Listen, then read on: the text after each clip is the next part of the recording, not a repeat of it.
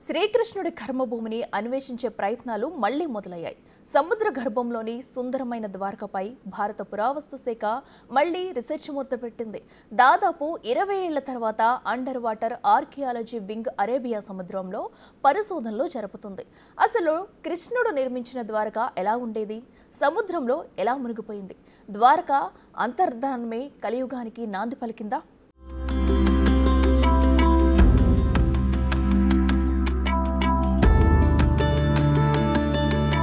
సముద్రపు కెరటాల అడుగున మానవ కనుచూపు మరుగున అరేబియా అంచుల్లోని సముద్ర గర్భంలో ద్వారకా నగరం ప్రశాంత వదనంతో ఉంది. ఆ దేవదేవుడు నడిచిన నగరం, ఆ శ్రీకృష్ణుడు ఏలిన ద్వారక సముద్రంలో కలసిపోయి 1000 ఏళ్లు దాటింది. హిందూ పురాణాల ప్రకారం సముద్రంలో మునిగిన ద్వారక ఆనవాళ్ల కోసం భారత పురావస్తు శాఖ బృందం మళ్లీ అన్వేషణ మొదలుపెట్టింది. గుజరాత్లోని ద్వారకా తీరంలో 5 డైవర్లు అరేబియా సముద్ర గర్భంలో రీసెర్చ్ చేస్తున్నారు. ఈ దర్యాప్తును దశలవారీగా ముందుకు తీసుకెళ్లనున్నారు. దాదాపు 2 దశాబ్దాల తరువాత ఆర్కియాలజీ సర్వే ఆఫ్ ఇండియా విభాగమైన అండర్ వాటర్ ఆర్కియాలజీ వింగ్ ఈ పరిశోధనను మొదలుపెట్టింది. శ్రీకృష్ణుడు నడయాడిన నేలకు సంబంధించి మరిన్ని విశేషాలను బయటి ప్రపంచానికి తెలిపేందుకు తీవ్రంగా ప్రయత్నిస్తోంది.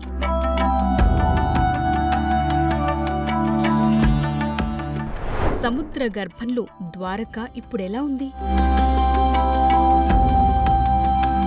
ద్వారకా నగరానికున్న ఆధ్యాత్మిక ప్రాముఖ్యతేంటి? ద్వారకా అంతమే కలియుగానికి నాంది పలికిందా? ఇలా చాలా మందిలో అనేక ప్రశ్నలున్నాయి. వాటన్నింటికీ సమాధానాలు తెలియాలంటే ద్వారకా గురించి తెలియాలి. శ్రీకృష్ణుడు అక్కడే ఉండి ఎందుకు పాలన సాగించాడో తెలుసుకోవాలి. హిందూ పురాణాల్లో ద్వారకా నగరానికి ఎంతో ప్రాముఖ్యత ఉంది. ద్వాపర యుగం నాటి ద్వారక నేటికి సముద్రంలో నెలవయుంది. శ్రీకృష్ణ పరమాత్ముడు నడయాడిన నేలగా, అంతు చిక్కని రహస్యాల గనిగా ద్వారకా కొలువయుంది. దేవశిల్పి విశ్వకర్మ సాయంతో శ్రీకృష్ణుడు నిర్మించిన సుందర నగరమే ద్వారక.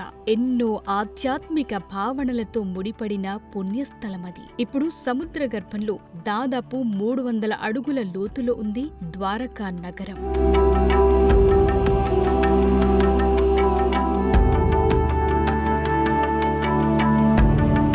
మునిగిపోయిన ద్వారక ఇప్పుడెలా ఉంది? ఆ నగరానికి సంబంధించిన ఆనవాళ్లు ఇంకా అలాగే ఉన్నాయా? శ్రీకృష్ణుని కాలం నాటి ద్వారక అవశేషాలు ఇప్పటికీ చెక్కు చెదరకుండా ఉన్నాయా?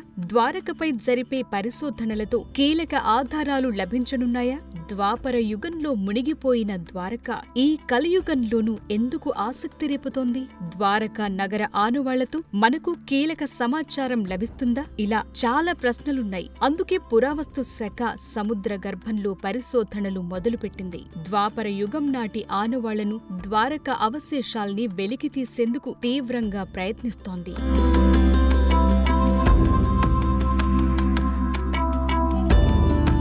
హిందూ పురాణాల ప్రకారం భారతదేశంలో 7 మోక్ష నగరాలున్నాయి. అవి అయోధ్య, హరిద్వార్, మధుర, కాశీ, కంచి, ఉజ్జయినితో పాటు వాటిలో ద్వారక కూడా ఒకటి. కృష్ణుడు నడయాడిన నేలగా ద్వారక ప్రసిద్ధి చెందింది. అయితే శ్రీకృష్ణుడి జన్మస్థలం మాత్రం మధుర. తన అల్లుడు కంసుడిని చంపటంతో కృష్ణుడిపై పగబట్టిన జరాసంధుడు మధురపై వరుస దాడులు చేస్తాడు. తన ప్రజల్ని రక్షించుకునేందుకు కృష్ణుడు మధురను విడిచి గుజరాత్ తీరంలోని ద్వారకకు చేరుకుంటాడు. అక్కడే సుందరమైన నగరాన్ని నిర్మిస్తాడు. మహాభారతంలో ఈ నగరాన్ని ద్వారావతిగా చెప్తారు. అనేక ద్వారాలు కలిగిన నగరం కాబట్టి దీనికి ఆ పేరొచ్చింది. ప్రస్తుతం గుజరాత్లోని సౌరాష్ట్ర సముద్ర తీరంలో ఈ ద్వారక ఉంది. మధురను విడిచిపెట్టిన తరువాత శ్రీకృష్ణుడు గోమతీ నది, అరేబియా సంగమ స్థానానికి చేరుకున్నాడు. అక్కడ అందమైన నగరాన్ని నిర్మించాలని దేవశిల్పి విశ్వకర్మకు చెప్పాడు. ఇక్కడున్న కొన్ని దేవుల్ని కలుపుకుని సుందరమైన నగరాన్ని నిర్మించాడు విశ్వకర్మ.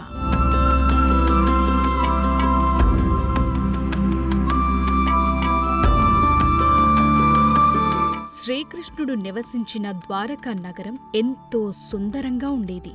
నివాసాలు, వ్యాపార ప్రదేశాలు, వాణిజ్య కూడళ్లు, రాజమార్గాలు, రాజభవనాలు ఇలా ప్రతిదీ చక్కని శిల్పకళతో తీర్చిదిద్దారు. ఇవే కాదు, నందన, చైత్రరథ, మిశ్రక, వైభ్రాజ అనే 4 అందమైన ఉద్యానవనాలుండేవి. ప్రకృతి సోయగాల మధ్య కళకళలాడే ద్వారక భూమిపై వెలసిన స్వర్గాన్ని తలపించేదంటారు. నగరంలోని నిర్మాణాలకు పూర్తిగా బంగారాన్నే వాడారని కూడా చెప్తారు. అందుకే దీన్ని స్వర్ణ ద్వారక అని కూడా పిలిచేవారు. మహాభారతం, హరివంశం, వాయుపురాణం, భాగవతాల్లోనూ ద్వారక గురించి అనేక ప్రస్తావనలు, వర్ణనలు కనిపిస్తాయి.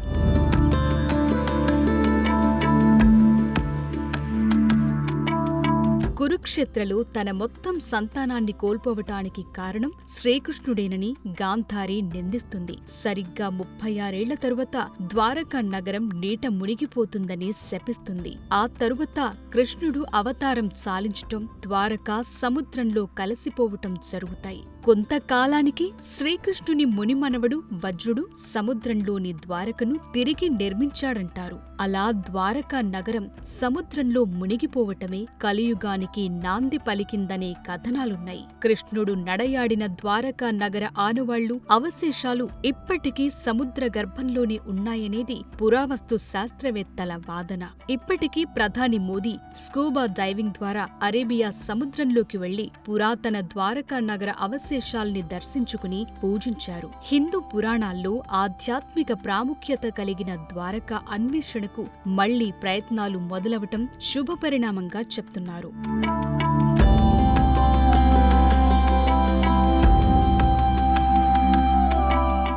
శ్రీకృష్ణుడు నిర్మించిన ద్వారకా నగరం సముద్రంలో మునిగిపోయిందని పురాణాలు చెబుతున్నాయి.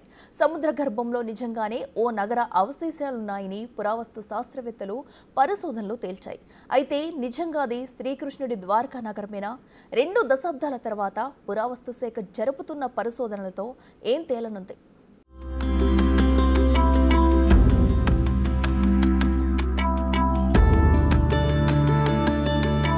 ద్వారకా నగరాన్వేషణ ప్రస్తావన ఎప్పుడొచ్చినా అందరిలోనూ తెలియని ఆసక్తి కనిపిస్తుంది. ముఖ్యంగా పురావస్తు శాస్త్రవేత్తల్లో ఓ కుతూహలముంటుంది. సముద్ర గర్భంలోని నిర్మాణాలు ఏ కాలం నాటివి, వాటి విశేషాలేంటి అనేవి ఆసక్తి రేకెత్తిస్తుంటాయి. పురాణాల ప్రకారం సముద్రంలో ఉన్న నగరం ద్వారకే అనేది చాలా మందిలో ఉన్న నమ్మకం. కానీ సముద్రంలో ఉన్న నగర ఆనవాళ్లు ద్వారకవేనా అనేది కూడా ఇప్పటికీ ఓ మిస్టరీగానే ఉంది. అందువల్ల పురాణాలు, చరిత్రకు మధ్య ఉన్న అంతరాన్ని పూడ్చటమే అండర్ వాటర్ ఆర్కియాలజీ వింగ్ చేస్తున్న ప్రయత్నం.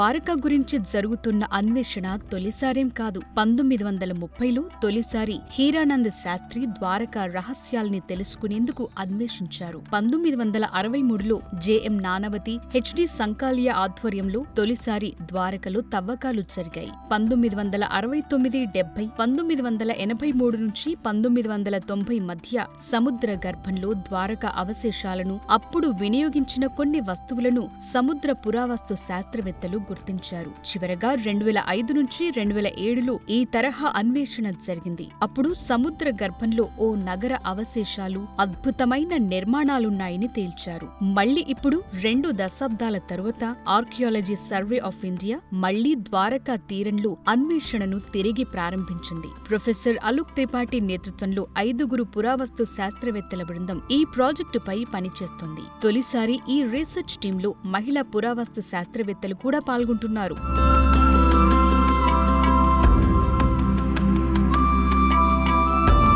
ద్వారకా అన్వేషణ దశల వారీగా కొనసాగనుంది. తొలి దశలో పరిశోధనల కోసం స్థలాలను గుర్తిస్తారు. ఆ అంశాల ఆధారంగా మరిన్ని పరిశోధనలకు ప్రణాళికలు రూపొందిస్తారు. ప్రాథమిక అధ్యయనం కోసం గోమతీ నది సమీప ప్రాంతాన్ని ఎంచుకున్నారు. ఈ అన్వేషణలో శ్రీకృష్ణుడు నిర్మించిన ద్వారకా నగరం నిజమని తేలితే మాత్రం నిజంగా అదో గొప్ప మలుపవుతుంది. అప్పుడు శ్రీకృష్ణ పరమాత్ముడు ఈ భూమిపై ఉన్నది, ద్వారకను నిర్మించింది, ప్రజల్ని పాలించింది కూడా నిజమని తేలుతుంది.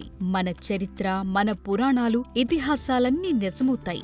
4000 ఏళ్ల క్రితమే భారతదేశం సంపన్న దేశమని ఈ ప్రపంచానికి తెలుస్తుంది. ఈ ప్రపంచానికి ఏమీ తెలియని రోజుల్లోనే కన్స్ట్రక్షన్లో, టెక్నాలజీలో ఇండియా ఎంత అడ్వాన్స్డ్ గా ఉందనేది అర్థమవుతుంది. ఇప్పటిదాకా హరప్పా, మొహంజోదారో గురించి మాత్రమే మాట్లాడుకుంటున్నాం. ద్వారకపై జరుగుతున్న పరిశోధనలు సక్సెస్ అయితే అప్పుడు ద్వారక గొప్పతనమేంటో ఈ ప్రపంచానికి తెలుస్తుంది. అది ఎంత పురాతనమైన నగరమో అర్థమవుతుంది. ముఖ్యంగా ఈ ప్రపంచం కంటే భారత్ ఎంత అడ్వాన్స్డ్ గా ఉందనే విషయం ప్రూవ్ అవుతుంది.